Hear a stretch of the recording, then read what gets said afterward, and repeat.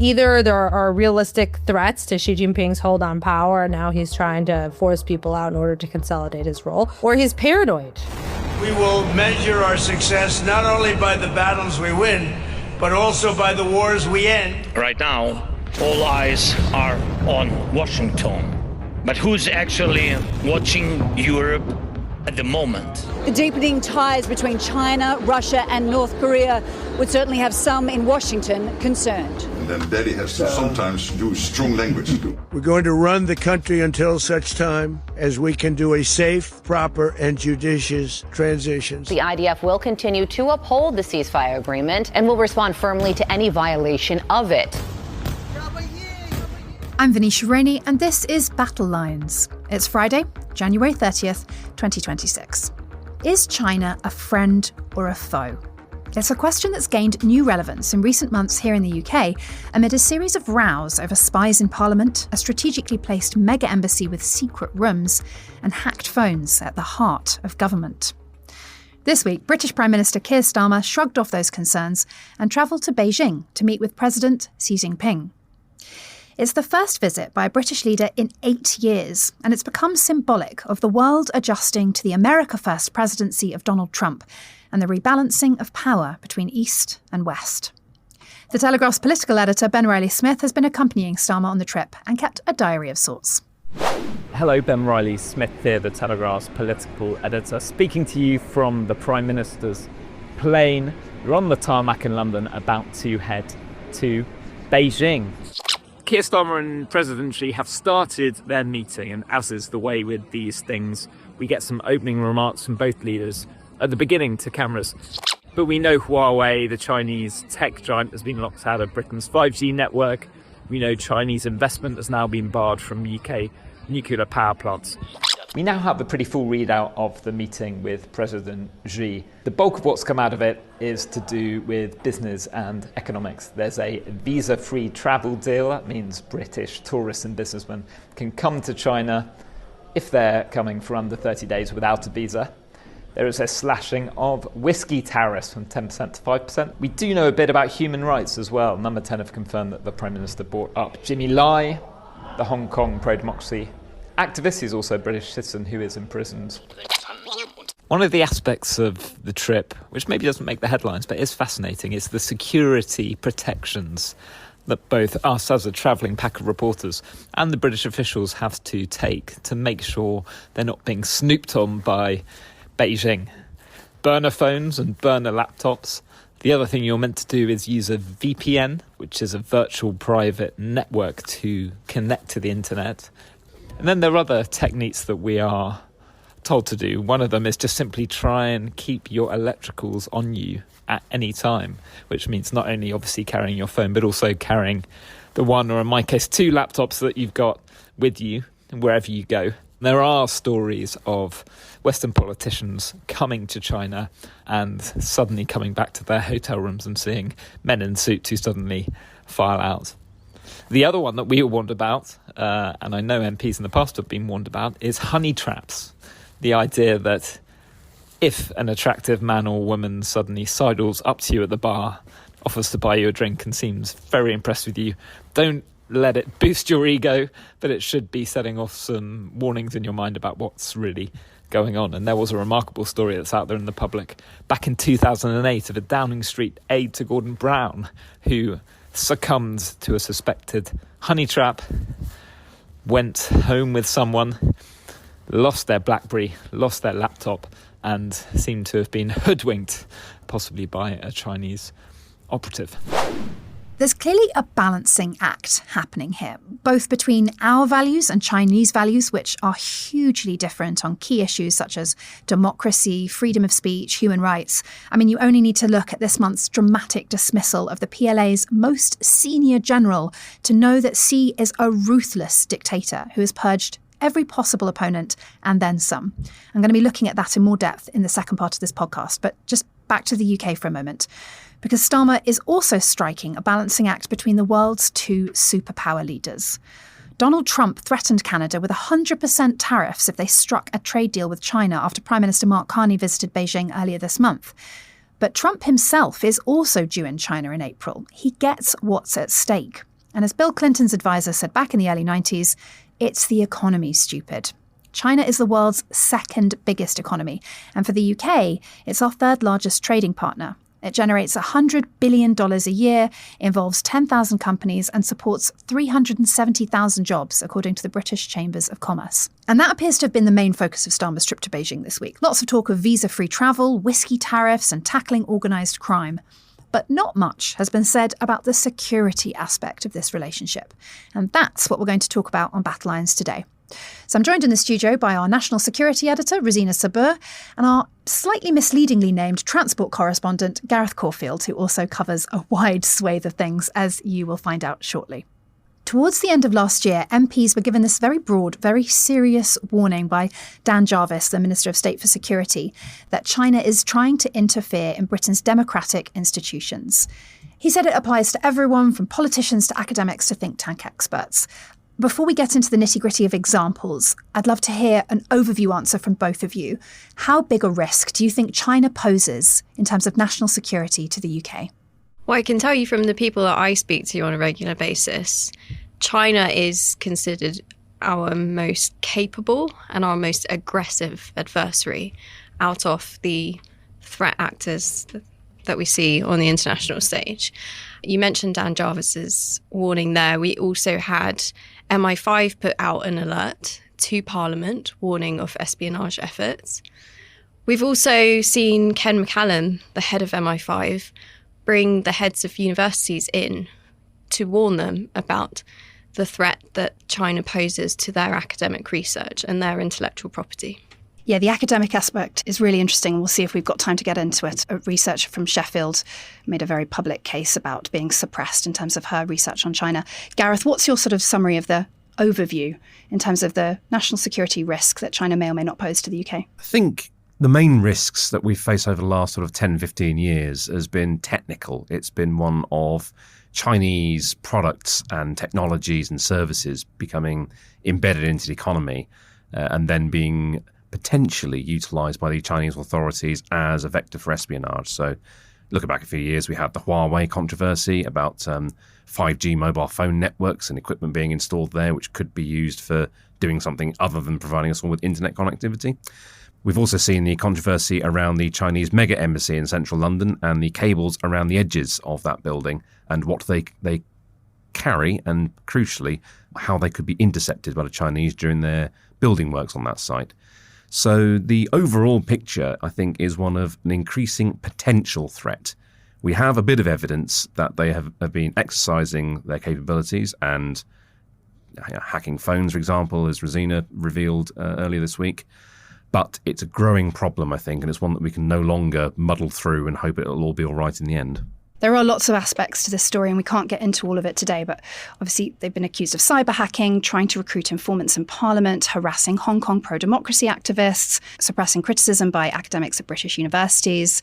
And that's just the stuff in the UK. We'll leave to one side what they've actually done in Hong Kong in terms of suppressing democracy protests there. Jimmy Lai, who's a British citizen, who's recently been convicted of conspiracy to commit collusion with foreign forces, a charge that we largely believe to be spurious. And they've also sanctioned British MPs over spreading lies and disinformation about human rights abuses, most notably Ian Duncan-Smith, who regularly appears on our sister podcast, The Daily Tea. I want to zoom in on three cases. One is Cash and Berry, these parliamentarians and academic researcher who were charged under the National Secrets Act, but never prosecuted over anything. One is the China embassy, which you brought up, and then this hacking of phones, which both of you have had excellent scoops on this. So let's just start with Cash and Berry. Christopher Cash, former parliamentary researcher, and Christopher Berry, an academic, both consistently maintain their innocence, we should say, just right at the top, but they were charged under the Official Secrets Act in April 2024, and there's been a big political row over whether or not they could be charged and whether China can be considered a hostile state. Rozina, what did that case tell us about China as an espionage threat here in the UK? I think from what we know, and we don't know everything because, as you say, this case didn't come to trial. From what we know, what's striking is just how interested the Chinese allegedly were in quite mundane information, as well as the more sensitive high-end stuff. It's things that could be gathered from articles that we publish ourselves. It's Westminster gossip. And that is the thing that we need to realise about the Chinese approach to espionage. It is at all levels. It isn't just the most sensitive stuff. Somebody in the intelligence world said to me, they don't distinguish between secret information and other intelligence. It is just all information. And actually, most of the intelligence that can be gathered is in the public domain. It's only a relatively small amount that is the confidential information that you would hope would be very hard for them to get their hands on. So that's what's so striking about this case, actually, is just how interested they are at all levels and their efforts allegedly to recruit at even the most junior levels. So this is a widespread, pervasive campaign. Do politicians here in the UK, do they tell you that they're worried about this sort of malign influence? Is it something that they feel like they have to be careful speaking to other politicians about? If you speak to people on the other side of that, in the intelligence world, they would probably say our MPs aren't worried enough. And that's why they took this fairly unprecedented step of coming out and issuing this alert to educate politicians. And by the way, it's not just MPs, it's their staff who are also vulnerable. It's other elected officials in the Senate, all of the devolved governments in this country. Yes, some MPs are very worried about this. Possibly not enough MPs are worried enough. And actually, we hear about the kind of honey trap attempts, and we hear about this Westminster spy case. What you hear less of is actually the more pernicious attempts to get information. And that's actually getting politicians to come to them. So that's posting job adverts for a policy paper with a very big payoff at the end. And it all seems quite innocuous and innocent. But that's just the first step of recruitment. And then the requests become a little more sinister. Slowly, gradually, they reel these people in. And that's what we hear less about, because I would assume politicians don't want to share too much about being caught up in those traps. That's fascinating. I just want to read out one of the witness statements that came out of this Cash and Berry case. Matthew Collins, the government's Deputy National Security Advisor, said that there are areas where the Chinese state poses a threat to our people, prosperity and security. He described various ways in which the government believes it has been hacked by Chinese state actors, and he talks of an active espionage threat posed by China to the UK. He identified some specific activities they'd carried out. Gareth, there's recently been this enormous row over the Chinese mega embassy. Keir Starmer has gone to China, and we believe that one of the conditions Beijing set was for this long-delayed planning application to be finally put through. You managed to get hold of unredacted floor plans for the embassy, which everyone had been chasing for a long time, and China had refused to reveal to the planning authorities. What did that plan tell you? So that plan was an unredacted drawing of the basements of the new Chinese embassy, which is a place called Royal Mint Court in central London, very close to the Tower of London, actually, the historic palace. The unredacted drawing showed us there are more than 200 rooms in there, in the entire complex, which spans 22,000 square metres or 5.5 acres. We don't know, even despite having seen inside, as it were, and seeing all of these rooms, we don't know exactly what purpose all of these rooms are being put to. But we were able to compare the redacted version, which is publicly available, with the unredacted version that we obtained and later published ourselves, to see that some of the redactions were over areas that were directly next to sensitive data cables running along the outside perimeter of the building, on the street outside and the pavement underneath. And we were able to put all the drawings together and deduce that China is intending to demolish an external basement wall there, which will leave them within about 6 feet or 1.7 metres, I think we calculated it as, of those sensitive data cables.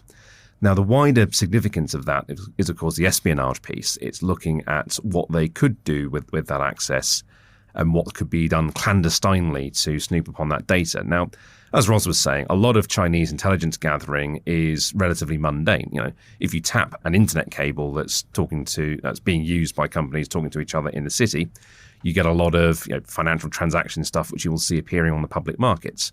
But in amongst all of that haystack of information, you will inevitably find needles, as it were, of information that is potentially of economic use or of political use or of even of military use. So it is that kind of challenge, I think, that we really have to face up to and say, look, we've got to draw a line here. And I think the sequence of events with the embassy at least was that the British government appeared to have encouraged the Chinese to resubmit a rejected planning application for that site within about a month of Labour taking office in 2024. And the sequence of timings, as you say, the approval was granted 2 weeks before Starmer, or less than 2 weeks before Starmer sets off for China. It really does not seem like a coincidence, and it does give the impression that China is using this nakedly as leverage against the United Kingdom. Were you convinced by, I saw that a statement was put out after the embassy was approved, that security service had said that they'd vetted the site and there were ways to make it safe. Were you guys convinced by that? In the interest of balance, I will say I'm routinely told the concerns over the cables from the public are overblown. There is a feeling in government that the risks can be mitigated. That is not where they say they are most concerned about Chinese activity. And to be fair to MI5, they have a long history of safeguarding the UK against... Sure, not the only hostile state that has an embassy here, right? Precisely. They have a lot of experience dealing with embassies in the capital. There are a lot of advantages to having one major site for the authorities to surveil versus I think it's 7 premises that China currently has in the capital. And so in terms of the embassy, that's what I'm routinely told on the security side of things. Clearly, there are risks. And actually, we had the head of GCHQ and the head of MI5 release the letter that they'd sent to the government saying they cannot completely remove all risks. There will always be some risk. But they did make a point of saying, nor would we want to have zero risk, because that would mean we were dedicating a huge amount of resource to that. And actually, that's not the best place for us to be dedicating our resources. Now, there are a lot of other places where the risk posed by China is not getting the same level of attention. And there are real concerns about that. And we've talked briefly about universities, but there are a lot of areas in this country where there is real concern. And that's maybe not so top of mind for the public. I think there's something like 100,000 Chinese students in British universities. And of course, we assume the vast majority of those are just sort of happily studying economics, geography, whatever else they're studying. But the monitoring, particularly of Hong Kong dissidents who have fled here to escape the crackdown in Hong Kong, we know that Hong Kongers feel harassed, surveilled, followed, and universities have become a key nexus for sort of extended Chinese state apparatus to keep an eye on groups that they feel like could make trouble for them. Hong Kongers chief among which, because of the UK's historic relationship with Hong Kong. Gareth, I believe you attended the last protest there before the embassy was waved through and you met some Hong Kongers. Tell us about that. I did, yes. So there was gathering, I think it was about 1,000 people in the end, outside the proposed embassy site, as it was at the time, immediately before approval was given. And a lot of those people were Hong Kongers, were Chinese dissidents, were people who, for one reason or another, felt that China really was out to get them. And those people all told me universally that they couldn't believe Britain was doing this, and that the risks posed by the embassy and also what it symbolises was a really big concern for them, because the symbolism of Britain, the country to which they had fled from Chinese repression, some of these people were Hong Kongers who had grown up in the days when Britain directly ruled the place. And they were just expressing something between astonishment and disgust at what the government was doing in front of their very eyes. A lot of them were suggesting that the case of Jimmy Lai should be raised publicly, and even that Mr. Lai should be released from prison as a condition of Starmer going to China. Now, as we know, that has not happened. Mr. Lai still languishes in prison on these trumped-up charges. I think the reputational consequences for the UK of approving that embassy are going to reverberate for quite a long time amongst the Hong Kong diaspora in Britain. Rozina, I want to move on to your latest scoop about Chinese state-sponsored hackers who have been found to have targeted the phones of some of the closest aides to Boris Johnson, Liz Truss and Rishi Sunak between 2021 and 2024. It's an extraordinary story, and it suggests that Chinese hackers got right to the heart of our political system. It's absolutely astonishing. And actually, the thing that I found the most astonishing is when I was speaking to people currently in government, formerly in government, about this, the response was fairly muted. There were people I said this to who just didn't bat an eyelid. And that tells you just how pervasive this issue is. We know about multiple Chinese cyber espionage operations, but this one in particular, it's called Salt Typhoon, which is the name for the collective group of hackers who waged this global campaign. It was so pervasive in the US that you had members of Congress getting classified briefings on Capitol Hill and coming out and saying, it just makes me want to smash my phone to bits. You had Mark Warner, who was formerly chair of the Senate Intelligence Committee, now the lead Democrat on that committee, and also a former telecoms executive, saying this is one of the worst operations in history, the worst breaches in history, in US history. And so we've seen this very vocal response from the US to this particular operation. We've heard virtually nothing from our government about this.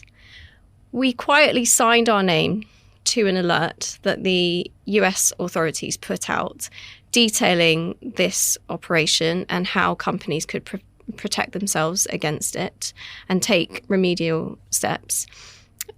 And it referred to the fact that governments were compromised, telecommunications networks were compromised, defense industry groups were compromised. But the only mention from our side of things was to a cluster of activity in the UK. So it told us nothing about who the victims were, just how far up the chain it went. So learning about this breach in Downing Street was astonishing, but also what was astonishing is the fact that it didn't cause much surprise among the people I was speaking to. Didn't cause much surprise because people were already sort of assuming that the Chinese were hacking their phones? Or why were they not surprised? I am speculating here, but I suspect because they know of multiple breaches like this. We don't know how far up it went. We don't know if the prime ministers of this country had their phones hacked. We just don't know that. Which other countries did Salt Typhoon affect? You mentioned the US and the UK there. Does it go wider? Yeah, so it was the Five Eyes. So that's the UK, the US, Australia, New Zealand, Canada. We also know that Germany was targeted. There are numerous other countries that put their name to the alert that was sent out by the US in late 2024. This is clearly a global problem. We've focused on the UK here today because that's where based in your stories focus on that. I want to go back to the sort of bigger question of whether we are sufficiently aware of the security risk that China poses, and you started to touch on it, Rozina. I was on a war game panel this week, and I did a very informal survey of some friends and family, and I was asking them mainly about whether they thought a direct conflict with Russia was likely. They didn't. And then I asked them about other national security threats, and a lot of them mentioned America, interestingly. They thought it was very unpredictable under Trump. And when I asked them about China, they were said not really worried. They thought of it as a sort of long-term abstract threat, not an imminent one, and it was much less emotionally charged than Russia or America. Does that worry you? I think that goes to the heart of the problem that successive governments have tried and failed to tackle when it comes to our relationship with China. Governments like to frame relationships with verbs. What's the verb that we're using with China? Is it engage? Is it challenge? And actually, the truth is, we can't totally decouple from the second largest economy in the world. Economic security is also national security. But at the same time, we need to be alive to the risks, and trying to marry those two competing challenges is proving very difficult. And I think we're seeing with the Labour government that they're taking a hard-headed approach where they say they're very alive to the national security element, but they're not going to jeopardise the potential economic opportunities that China offers. And from people I've spoken to who are around the table in these cabinet office discussions, you have one person at one end of the table saying, actually, this is a major risk. And then you have someone at the other end of the table, the Treasury, saying, hang on a minute, we need to engage with China economically. How do you marry those two things? No one has come up with a workable solution yet. Gareth, what do you think? Are the public sufficiently aware of the potential national security risk that China poses? I think in a low-key kind of way, the public is aware. I mean, we've had all the furor about TikTok over the past year or two, for example. I think that's very much entered the public consciousness.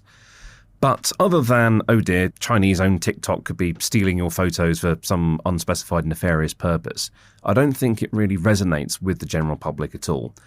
And Is that a concern? Are we going to get invaded by China in the near future? To be honest, I have to agree with the public view, probably not. China's MO is mostly economic dominance. I mean, I've mentioned Huawei earlier. They seek to exert influence by essentially controlling the supply of services and technology and of offering those things cheaper than their commercial rivals elsewhere in the world, and thereby gaining themselves market share. Once you have the market share, you can lean on a particular country or its economy to act in ways which are beneficial to wider Chinese interests. Does that affect the man or woman in the street who's going to Tesco? Probably not. Can we make it seem like an immediate concern that they ought to pay attention to? I suggest that's rather quite difficult, to be honest. So crystallising the economic and political threats in the long term into something where the general public sits up and says, well, actually, we'd like to see our politicians taking a tougher line on China and perhaps drawing some lines to ensure that where Chinese investment comes into the UK, that there are guardrails around that and what they can invest in and how they might do that. I don't know.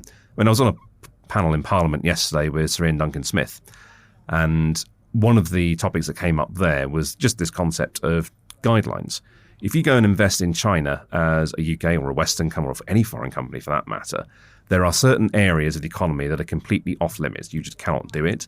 There are other sectors where you can have a maximum foreign ownership stake of something like 35%. We don't apply that kind of rule to Chinese investment over here. And something I think Sir Ian was quite intrigued by was the idea that if we simply reciprocated on that, if we impose the same rules and processes on Chinese investment as they do to us, then it's a fair level playing field. But it also avoids a lot of this diplomatic hoo-ha, if I can put it that way, that we get over things like the mega embassy, like Chinese investment, and all the rest of it. Just finally, Rozina, when you're looking at the countries that pose a security risk to the UK, where does China rank? Definitely in the cyber domain, I'm told that China is our most capable adversary.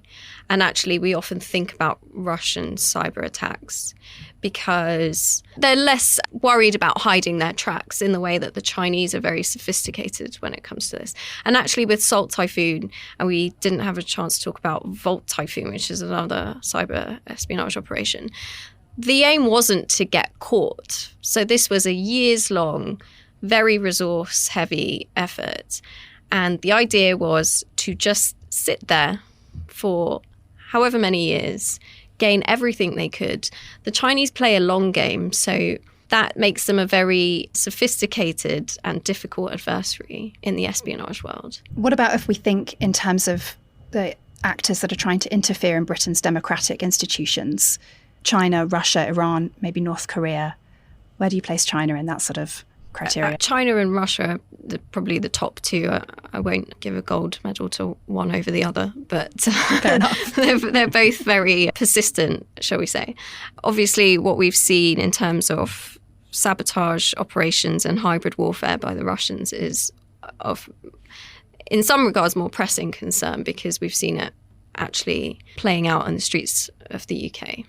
I just suppose it depends what lens you are looking at this with. Gareth, what do you think might be the next big row over Chinese interference or influence? What about electric cars? I do think we've got a brewing row coming on Chinese-made electric cars. The Ministry of Defence last year banned all of its personnel from having sensitive work conversations inside Chinese-made EVs over security concerns that these vehicles might be able to phone home. We do know, of course, as thanks to entirely unrelated safety regulations, every modern car must be fitted with a system that automatically calls the emergency services if it crashes. It doesn't take much imagination to think how that could be repurposed by somebody looking to use that system for espionage, getting the car to phone the local spy agency, for example. So, although that's a hypothetical scenario, I think the fact that the Ministry of Defence is warning people against having those sensitive conversations in EVs is a signpost of where we're going to go on this. Chinese market dominance in EVs is growing year on year. They're well up there rivaling Tesla now, which is the world leader. And I think when we start looking carefully at other items such as Chinese-made electric buses, we've already seen security concerns about those here in the UK and elsewhere around the world as well. we're going to have, I think, yet another showdown when it comes to who controls this tech and what is it really being used for. Gareth Corfield, our transport correspondent, and Rozina Sabur, our national security editor. Thanks very much for joining us on Battlelines. Thank you. Thank you. Coming up after the break, what does the surprise purge of top PLA General Zhang Yaoxia tell us about the state of the Chinese army?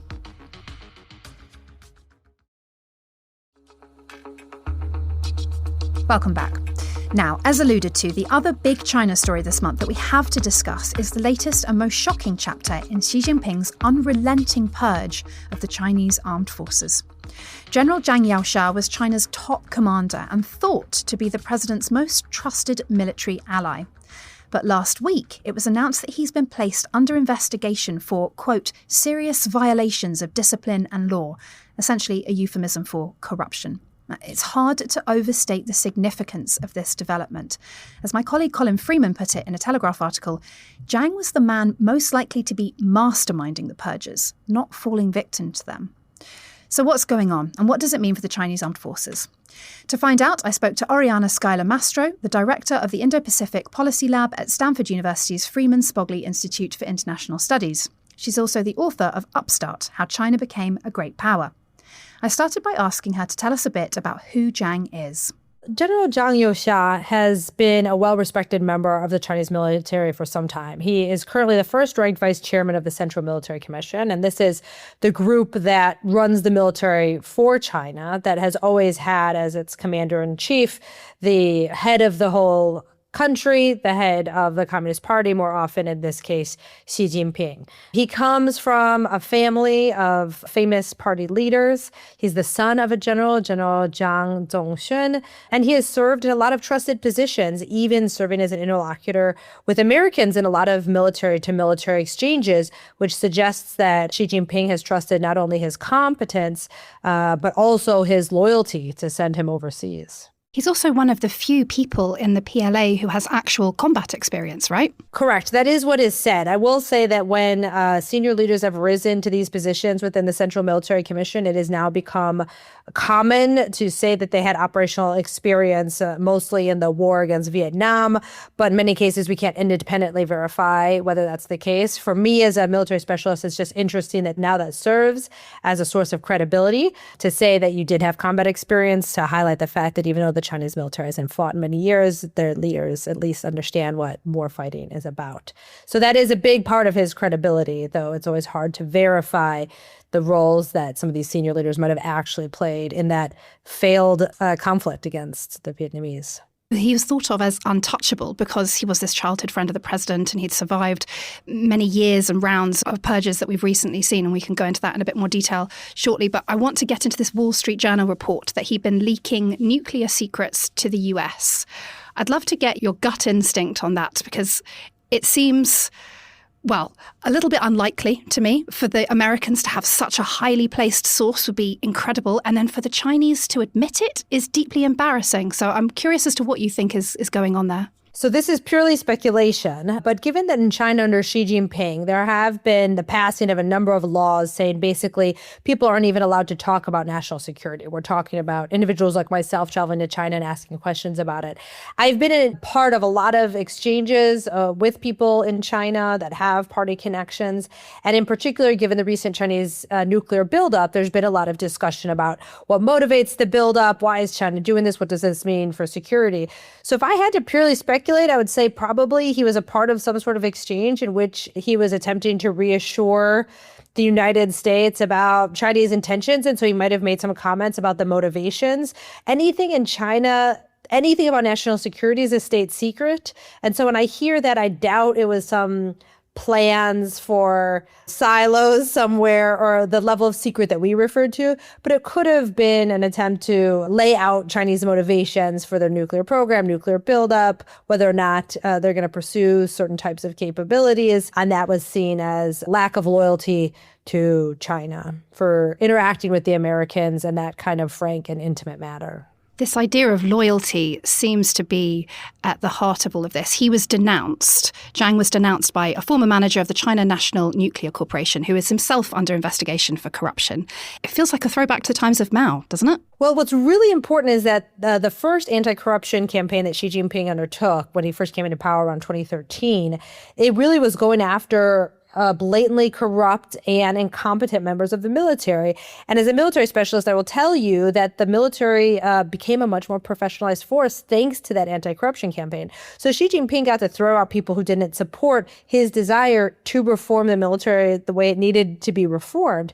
So what to me is very significant about this second round is if it's not really about the sort of competency, and we don't see this sort of blatant corruption of the military running karaoke bars in towns to make money like we did pre the first corruption, then it does seem like it's personal and it's political. And so if I had to flip a coin, is this Xi Jinping getting increasingly worried, paranoid, or is this Zhang Youxia going off the reservation? I'd probably say it says more about Xi Jinping than it does about Zhang Youxia. As you mentioned, these purges have been going on for a while. Since Xi came into power, he's dismissed at least 17 generals. And as you mentioned, we're sort of in the midst, or maybe this is the peak, who knows, of the second round. It sort of began in 2023. He kicked out 2 defense ministers, one after another. He started purging the PLA rocket force, which does sound like it was a bit of a hotbed for corruption and mismanagement, such huge budgets involved in the nuclear weapons that they were involved in taking charge of. And then we had in 2024, Admiral Miao Hua was suspended. And then last year, General He Weidong sort of went missing in March 2025, and then we heard later that year that he'd been formally expelled. You started to touch on it a bit there, but I'd love to get a more explicit answer. Do you think this is making the PLA stronger or fundamentally weaker? Initially, it made the PLA stronger because there were senior leaders that were trying to hold on to basically army control of the PLA, and the military had to reform in a way that it could conduct operations in the air, at the sea, be able to conduct joint operations. Now we've reached this stage, and Xi Jinping, his purges were very unique, not only in terms of scale, but as you referred to, the level of leadership that was involved, which was something that he was very proud of and that would be publicly on the TV all the time about the fact that no one was safe, if they were kind of stealing or acting inappropriately in the eyes of the Chinese people. But at this stage, you have to ask yourself, either is every Chinese high-level general, admiral a bad seed, or is there a problem there? And I think at this stage, the military is going to lack the type of leadership that they need to go into the next level. And it's always been a problem. Command and control is the number one problem that Xi Jinping faces right now, not in terms of loyalty to the party, but between higher ranking officers and lower ranking officers, enlisted and conscripts. And so if people who are at the lower ranks can't have faith in the people that they're supposed to be serving under, this exacerbates issues of command and control. So that's a long way of saying that it's not always the case that these types of purges are going to hurt the readiness of the military. But I think at this stage, at this level of purges and how many people are being thrown out, that at the very least, there's going to be administrative delays associated with trying to get new people into positions and spun up, if not having an impact on the morale of people in the PLA. Because the Central Military Commission has been reduced to its smallest size in history. I think there were 8 members and now only 2, one of whom is Xi, and then the other is Jiang Zemin, the military's anti-corruption watchdog. Some people have suggested that by cutting out the older generals who may or may not have combat experience, who can counter Xi's opinion, they might be replaced by wolf warriors, people who are more likely to take risks. There's some suggestion that Jiang was pushing back against the idea of taking Taiwan and trying to sort of balance out how difficult it would be in reality and trying to make sure that China didn't get ahead of itself in that respect. Do you think that's a risk? And I'm thinking about Taiwan specifically and how it might sort of change the calculation for the West as to when China might be ready to try and take it militarily if it feels that's necessary. So I don't know where the speculation was that he was pushing back on the taking of Taiwan comes from, so I can't comment specifically on that. But in my interactions with the PLA, I would be surprised if that was the problem. Because in the 15 years that I've been asking them about their capabilities to take Taiwan, I would say that they really offer realistic assessments, not only to me, but because Xi Jinping has been very clear that he wants reported failures to make sure that they're ready when they're ready. That has also been reported to Xi Jinping since 2013, where that has been a focus of the relationship between the military and Xi. So earlier on, it was very clear that people would tell me, no, this is not something we can do. But it's become very popular in recent years to say that, while the United States still has superiority more broadly in Asia, a local superiority over the Taiwan Strait has now gone to China. That doesn't mean the operation wouldn't be hard, but I'd be surprised if, because right now there is no call to take Taiwan before 2027, I wonder what type of conversation would have come up that John would say, listen, we're not ready to do this. And Xi Jinping would be like, I know you aren't. Right, because they haven't finished the modernization. So I find that kind of hard to believe. I think maybe that's wishful thinking on the part of the United States or U.S. commentators or others, that there are more moderate voices within the Chinese system that aren't as gung-ho about Taiwan as Xi Jinping seems to be. But that, again, it's hard to read into a system that is so opaque. What does this tell us about Xi's grip on power? If this isn't about rooting out incompetent officials and we're circumspect about how much corruption there was or whether he was actually leaking nuclear secrets, and it is personal, does it suggest that he got wind of a coup or that his grip on power is waning? What do you take from that? So it's one of two things. Either there are realistic threats to Xi Jinping's hold on power, and now he's trying to force people out in order to consolidate his role, or he's paranoid, and that the years he's been into power has increased in his paranoia. These have very different implications for the type of China we have to deal with. Honestly speaking, if it is that there's been challenges to his power, in some cases that's safer in terms of a global stability standpoint, than if he sees threats where there are no threats. But it is really hard to tell which one of those two scenarios we are currently experiencing. He got rid of all the factions like 10 years ago. So he's been able to do what he wants, and everyone's been scared of him for a while. So I think that really does raise the question of, like, why was this so necessary? We've got the British Prime Minister Keir Starmer in China this week. The whole world is tripping over themselves trying to figure out whether China is friend or foe. We had Mark Carney last week making the speech about middle powers sticking together, having to make pragmatic choices. We know he's striking a trade deal with China. How does the West navigate China? That's a question for, a whole book. And I've written a whole book about that, right? Called Upstart, How China Became a Great Power, that describes how we should deal with China. But the bottom line is we don't even have to kind of decide if it is an existential military threat or the key to hope, stability, and prosperity in the world. One thing I think we know for sure, based on Chinese behavior, discourse, and capability, is that we have a lot of competing interests with China. When you say the West, at least in this case, since you mentioned the UK, I would say the United States and allies and partners. And as China becomes more powerful, it will look to coerce allies and partners of the United States to instead adhere to their preferences, which are against our interests. So the bottom line is it is much better for, U.S. allies and partners for the United States to still play the dominant role in the international system. The question always remains, how much better? Because war is very costly. And so, unfortunately, with moves in the United States right now, it's unclear whether the benefits of U.S. leadership are going to remain and whether those benefits are waning themselves. And so then maybe the costs of confrontation with China in order to maintain our sovereignty at home might not be worth it. But that's a decision that every country has to make for themselves. How much do they want to live under the thumb of the Chinese Communist Party? And how much is it worth avoiding either economic punishment, which happens to a lot, or those who are closer to China, military attack and invasion?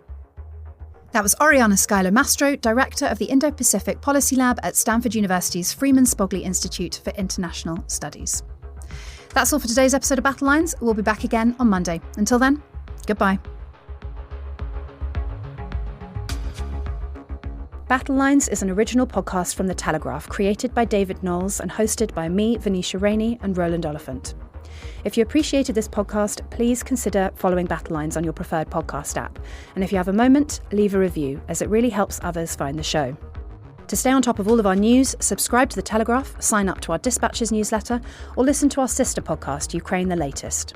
You can get in touch directly by emailing battlelines@telegraph.co.uk or contact us on X. You can find our handles in the show notes. The producer is Peter Shevlin. The executive producer is Louisa Wells.